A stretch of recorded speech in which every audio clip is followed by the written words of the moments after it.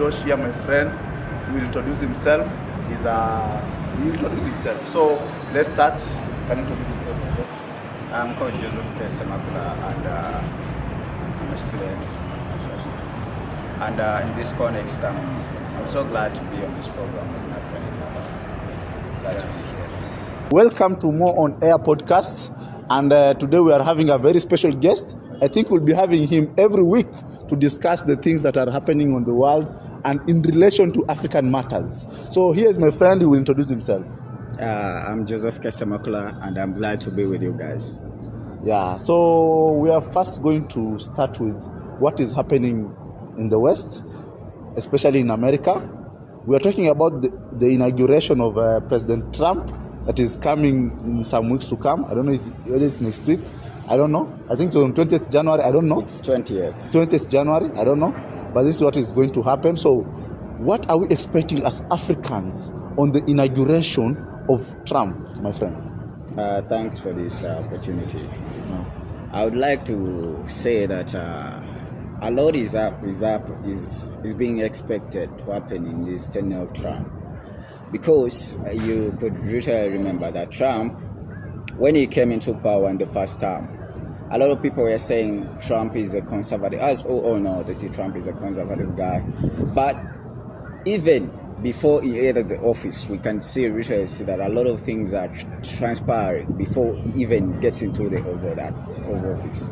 You could really see that today, right now, is being hosted because Trump was maybe jokingly trying to say that he wants Canada to be the 51st state of America and Greenland plus Mexico. You could really see that Mexico president came out and said, no, we can't deal with this. No, enough is enough. And people of Canada wanted also to come out and say, no, you should speak as a man. Tell Trump that this is not normal business, because I'd like you to know, our viewers, that Trump is an extremist. I'm not saying this in a way that I'm trying to narrate him and like the other guy who wrote about him in Her Reality, the former director of FBI. But I'm trying to say that his ways, a lot of things have to be expected, because we could remember that in the last lap of anyone's game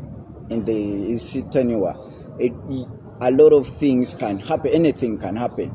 Trump is ready to implement all his extremate thoughts. Yeah. And to cut you short, my friend Josh, I don't know, Scott. To cut you short, my friend Josh, here's the thing. We have been talking about countries that want to become the 51st state of the United States. We have heard of Puerto Rico wants to join US. Yeah. We have heard of Denmark. Trump and Elon Musk are really insisting, either directly or indirectly, that they want the Greenland part of Denmark to come to US. So what do you think will be the implication to the world politics if those countries join? Because it is a risk. It is a risk in a way that I say maybe the South China Sea, China wants to take most of the parts, the islands that are in the South China Sea. So what do you think will be a reciprocating effect when Denmark releases Greenland? I don't know, it's Greenland, eh? Greenland to the US. Greenland to the US. I think it will create a very political instability where there will be a lot of annexation. We have seen the annexation of Crimea with Russia, and it has bring a lot of implication in the global politics. So what do you think will be the effect when one of the countries tries to become the 51st state of the United States? I'm sorry for that opinion that you are trying to pursue. But that is politics. That is Trump. That is the man called Trump. We all be knowing and we all have known. At some point, he needs attention. It can't come true. Literally, it can't come true for Greenland to join US. But let's remember that the longest international border is of Canada and US. But when you see Canada coming out and their people are saying, no, we don't want Trump to interfere with our politics here in our country, that means literally they know Trump should respect.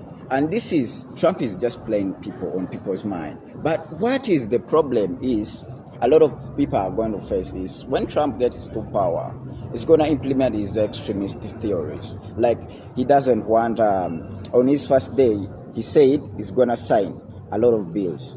And these bills are tackling the transgender, eliminating them from sports. They no longer have nanny. And we're saying that it's decreasing. Like, it's trying to eliminate. So now we're going to talk about trade. We have seen Trump talking about increasing the China-US trade tariffs.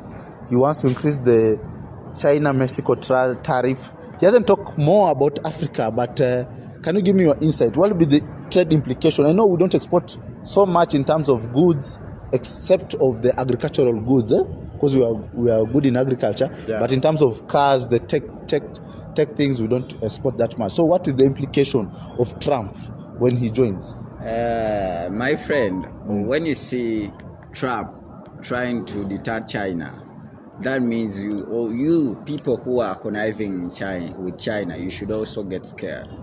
He's sending you a message that I'm doing this to your boss. You should come to me. This is literally, let's talk about this.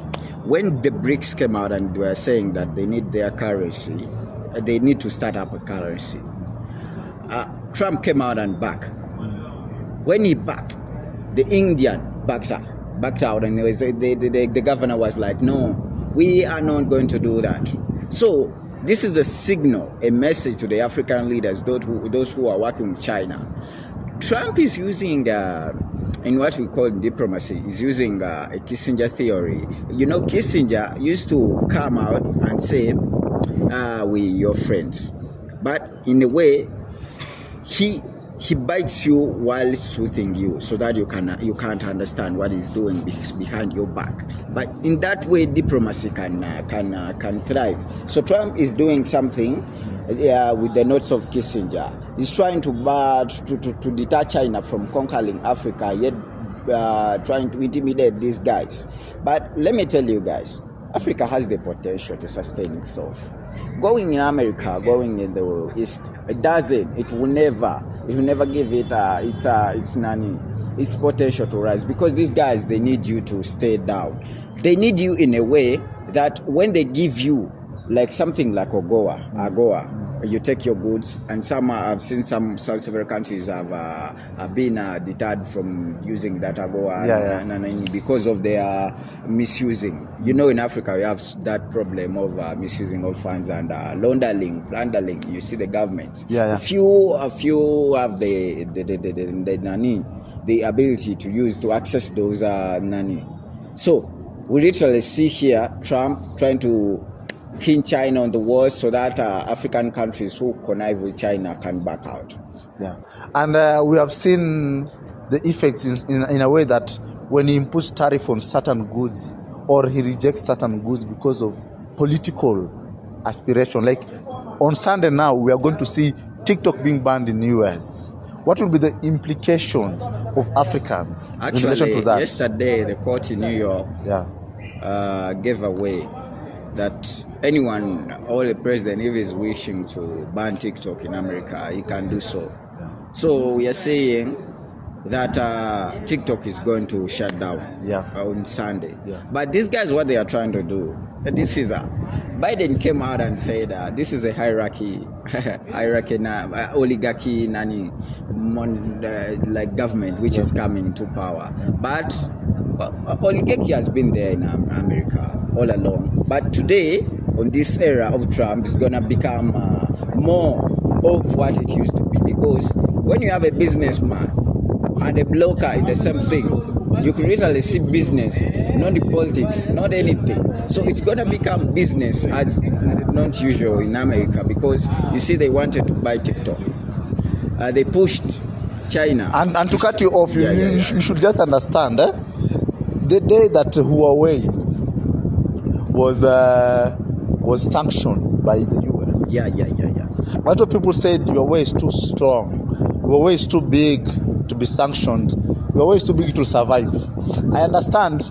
Now, as we currently speak in 2025, Huawei is coming up with their good technologies, with their own operating system, but it had a very significant effect on countries like Africa. I can testify to you, before 2019, Huawei had top brands. Huawei had different shops. As we speak, we're in Nairobi now. I know my friend, you're Ugandan. I don't know about Ugandan in all other days.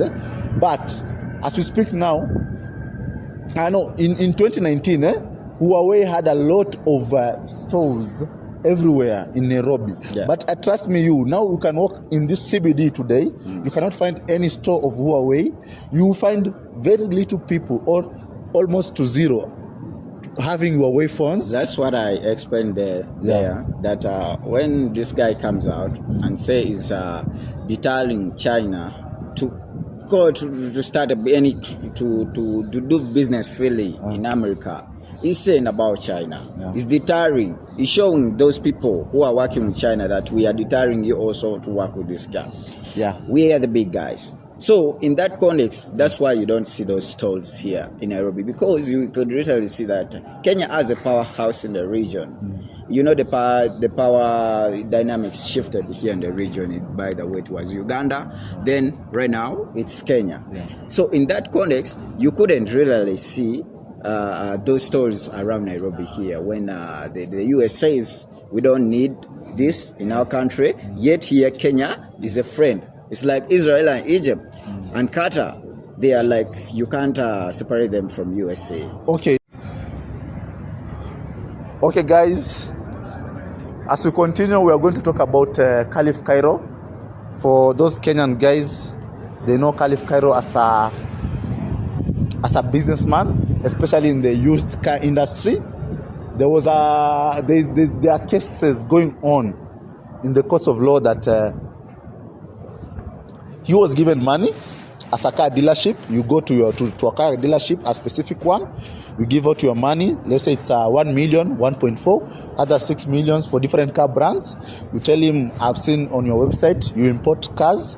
I want this car from Japan. Here is my full payment, and I want you to deliver this car according to the time frames you have put on your website, whether it is 2 months, whether it is 3 months. And some guys have waited for the cars for more than 6 months. They have decided to take him to court. There have been mixed reactions and mixed feelings on the social media space. They are saying it is just a phase in business that this guy is going through because of the bad economic times, and others are saying this guy is purely a scammer because there's no way I will pay full amount of something and you don't deliver in a span of 6 months and you blame the bad economy. What is the relationship between bad economy and me paying you full amount? If it was not full amount, maybe you are trying to source some loans elsewhere to make sure it is complete so they can get the money. Maybe you could say that it's a bad economy because the banks have refused to give you loans because they are fearing about the economy. But I've given you my full payment. Like now, you maybe say you want a camera, you want R5. I give you 500. You give me 500,000. I tell you I'm going to import it for you. Then after sometimes I don't communicate. Maybe I do communicate, but I don't deliver the camera in the specified amount of time that I've been told to deliver. Then I come to you, I tell you it's bad economy. In Kenya now we are in a bad economic crisis. How will you as a client react? What is your opinion on that case? I've given you the general. Okay, I don't know much about Khalif. Yeah? But I would say this. Yes. This isn't happening only on the people of Kenya and the Khalif guys who are taking advantage. I'm not trying to persecute him on what he has done. I'm just giving my opinion. This is my opinion. Yeah, a lot of people in that category, they tend to use their popularity and their celebrity kind of possession and okay. Just go. There's a celebrity touch, and they try to get into people's hearts because people have already embraced them. So they try to scam them. They try to use that capital, social capital, and they build on it to get money. But if so, Khalif has been doing this business for years. And it's been delivering. Yeah. There might really be something underneath what we don't right now know. And it could be In the context there could be what we call those people who want to kill his brand. They're trying to, because these people who are also claiming they should bring out the receipts. The receipts are there. To be clear, I didn't tell you that. The receipts are there. Like, it's a purely solid case, but the receipts are there. So I'm sorry for not giving you that. Okay. Yeah. So in that case, Khalif has to explain to us why. And if so, has indulged in this case, the scamming case, he should be prosecuted. I'm not saying this in a way that I'm judging him, but things like this can be deterred by prosecuting these guys down to the coast, so that others can learn from this, because we have seen a lot of the people like TikTokers have been scammed. Those who go to Arab countries to work, and then they send money home. Those guys who tend to say, I'll build your house, I'll do this for you, they send the money, I'll do a business for you, and when they come home, nothing. So usually he has to be given a sentence, and in a way that government, how can I call it? Not a big one, but a sentence which can portray to others that this is not the way to go. Because we all know that Kenyan economy is down on its knees because of the policies and sort of. Yeah, to cut you short, that is his opinion. Josh Papa is saying, there could be some things that are happening behind the scenes that we might not know them, but it's okay. We'll see how the case goes. Yeah, actually, there might be some people trying to make this guy fall. So we could literally see, because if I'm owing you, it doesn't really mean I won't deliver. But when you come out in a furious way trying to persecute me down so that I can fall, my enemies can be using you. To cut you short, okay, there have been this thing. Why do we give leeway to big business people? In this case, the guy did not deliver. But if it were an ordinary, in Kenya we say mama mboga, you maybe ordered, you gave him 1,000 and tell him or her that I want you to deliver for me apples, and it does not deliver. I think the way we could have judged the mama burger and this big businessman is different. Why do we give leeway to people who are established? Why do we give leeway? And we say maybe there's some people fighting him, and we don't purely see it is maybe. As you know, my friend, there's a lot of politics in business in everywhere. Importing a car is not like going to the supermarket and buy bread, bro. It takes a lot of time. It's a process that I have given you money, go to the shop, give me this, get me this. So maybe you don't know. Maybe you are trying to speculate there are other things. Maybe let's look in this way. This might be an honest guy in his business all along, because to get all these people to come out and trust him with their income. So that he's one of the top car dealership brands in Kenya. This guy might have had some kind of financial crisis. You see, men don't tend to come out and expose what they are passing through. So he might have thought that I would concur, and at least my clients would understand when I ask for time. But when there is someone chasing you, like the partners in business, and they are saying this guy this is the right time to chase him, and this is the right time to put the final nail on the coffin. So they look for those clients that he has scammed. They are saying he's scammed, and they use them. They pay even them. They can. I'm not saying they paid. I'm saying they might have paid for this guy, for them to come out and recently, because it's true. These are not the first who have been in the business with this guy. So as a financial crisis might have happened on this guy. So literally, there is something which is not right. So we are going to talk about the fake life that our celebrities in Kenya. I know you're from Uganda, but I know celebrities in one region, because I believe Kenya, Uganda, Tanzania, we're one region. We're just people of the same. Definitely. We have Luos in Uganda, we have Luyas in Uganda, and vice versa. The Tesos are also in Uganda. I saw another comedian who's a Teso, who lives in US but is in Uganda. So we have a lot of related cultures. We are one people. So let's talk about this fake life of our celebrities.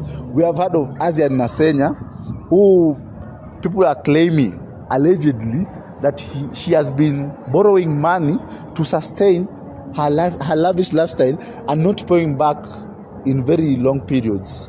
So just talk on that, and what advice do you give to people who are at home? I know this tough economic crisis of this regime, people are at home and maybe they see people going to Asian countries and live, bro. Asian countries, and they get pressured to sustain such a lifestyle. We won't cut this because we want people to know that what we are doing is in the streets and people come and greet us. Actually, these things will even make us go far. So let's continue. So, I'm sorry to laugh about that. But literally, I would say this is not like a problem of Asia only. It's been happening to most of our youth. Most of our youth in African countries, they are trying to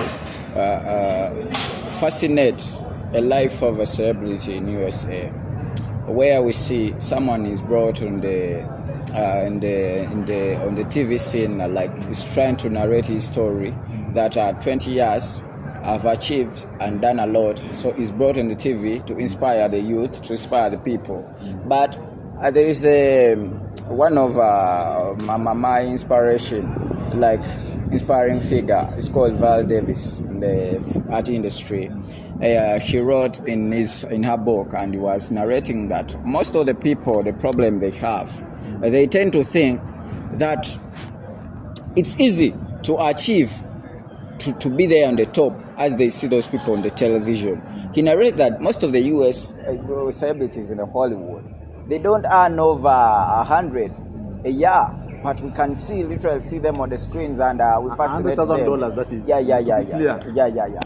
But literally, you see that guy not earning. He's also struggling in life. So we in Africa, we copy that. We bring people on the television, and we tend to think that anyone we seeing on the screen, we seeing on the TikTok, also sort of that they're trying to portray a better life and doing this. I'm in my Benz, I'm in my Maybach, or anything, any kind. We say I want to be like this. We tend to instill in our kids that a good life is a life with money. A good life is someone who is famous. A good life is not about going, sit down on the street and just looking at people, live a normal life. So we tend to think that a good life is going to Malibu, not going in Naivasha or in our national parks around for travel. But we tend to portray a picture which we are not. So this Asian girl, I'm sorry for you, because many of the same your same caliber, that they are falling prey of this game. This game, let me tell you, this game, my youth, we don't need to portray fake life at all. Come out, do your thing. If you're fashionista, come out, portray on the TikTok what you're doing. If you're doing these dances and let me tell you something, if the government doesn't come out to deter this, we're gonna have a problem. I mean, to regulate it, because there is a lot of immorality on our socials everywhere you see. So you could see a mother dancing over there, like the kid also there, the way that actually I'm afraid where we are going, because we have no laws. Those guys, let me tell you something, a small thing. You see, even right now, the Americans, they are excusing themselves, like they are saying we betrayed ourselves when we say that let the rap news be about immorality. Like most of the words, the nani. Okay, to cut you short. So what you are trying to say to the youth, to people who are admiring these celebrities, that the life isn't always real. The first thing is that some have real life, but the problem is the real life that you're portraying. The so real life that you're portraying Is it that you? Because in that context, it's a psychological term. Yeah. Because some can actually have that real life that you're portraying. But this message goes to the TikTokers who can afford what they can afford. Those are nani. Don't inspire these guys. Don't tend to inspire these guys in a way that everyone can achieve this. Bill Clinton once went to a certain school in America, and was like, I've seen a lot of people around here. I see a lot of presidents of the United States of America. That's a wrong narrative. Because not everyone will be like you. Okay, a follow-up question is, do you think financial literacy should be compulsory to most of the African nations in the schools? Because I believe right now, if I give you 1 million, I take 1 million, we are given 1 million altogether, each differently. After 5 years, you will be in a different level, and maybe one will be even a cigarette apart, a very big gap for that. So my question is, do we think financial literacy is very important? Because we see a lot of celebrities getting good deals, earning good money, but after 5 years, they come out to the social media saying they are broke, they need to be fundraised. And if you look at his or her timeline, you see that he has been doing a lot of expensive things for the past 5 years. And you wonder, why didn't he portray that such thing will happen? So, do you think that financial literacy is very important? Okay, that's a good question. But I'll say this. Financial literacy is a must, but not only financial literacy. There are several other things that might not be dropped. Let me tell you, in Africa, we have a way of life, a way how we handle life. Our grandfathers, some of them, they never went to school to get this knowledge, that financial literacy. But because of the moral decay that we are experiencing these days, because you are not a musician. Let me tell you, an artist, when he comes out and says, I'm broke, for me, I understand, because I've managed an artist. Doing music, in everywhere is so expensive. By the time you see an artist on stage, or you see an artist with a video, he has the manager or anyone, or herself or himself, has input a lot. So to sustain that nanny brand, it takes a lot of money. But you, a TikToker, come out to say that, because we see in Africa, most of the countries in Africa, they don't pay for TikTok. Here in Kenya, they do pay. Yeah. So, but when you come out and say you're investing in it to make it a business for you, that's a wrong idea. Oh, so actually I've learned something from you today. So you mean in other countries they have not monetized TikTok? No. In Uganda, do they pay? They don't. They don't pay TikTok? Yeah. Oh, yeah. Nice. Few actually, Kenyans, we were very lucky for monetization. Few countries here in Africa, they have monetized. And those who are being paid in Uganda or any other countries, their accounts are managed by guys, those are living abroad. Oh, Yeah. So the other countries that are not monetized, so we should take advantage of this online take advantage, but in a way, cautiously. Doing the right thing. Yeah. Okay, thank you. So to cut you short, this has been our Walkway podcast. Today we have done it at Aga Khan Walk. We'll be doing it at different streets of Nairobi, because actually I've realized I've taken some asset. They get an asset. But anyway, it's okay. We'll be doing it in different streets of Nairobi because we have been given a leeway by our governor, Sakaja. That's the one thing that I would like to say thank you to our governor. Yeah. And a lot of youths are getting these opportunities, and I would like more youths to get into the social media, because from now, one person, maybe let's push for positivity. Yeah, let's push for positivity. And this has been our Walkway podcast. Actually, the name is the Walkway podcast. Today we're in Aga Khan Walkway. Thank you, sir. Mr. Josh Papa. Yeah. I'm very happy to talk to you. Asante sana. Yeah, tupendane, and we are all Kenyans. We are all definitely Africans. I believe things will be better. See you next time. You can follow me at on your social media, Joseph Kesemapula and Josh Times. Josh Times and Joseph Kesemakula. Josh Times is my page where I give out my opinions about how politics is about in the country. Like so when do you think you can do another one, bro? Today has been amazing. Anytime you need me, I'll be around, because we have to keep ourselves in the north. Yeah, and we will forgive us. Today we don't have mics.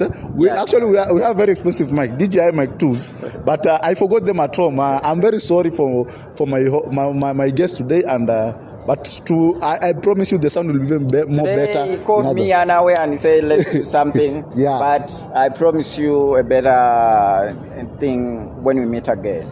But thank you, Richard. Thank you. Yeah, thank you, sir. Welcome.